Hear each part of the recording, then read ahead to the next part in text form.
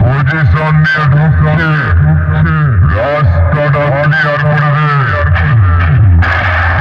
নাহলে সালা টল পেনে মারবো নাকি।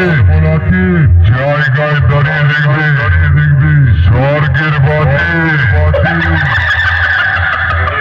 ঢাকনা খুলে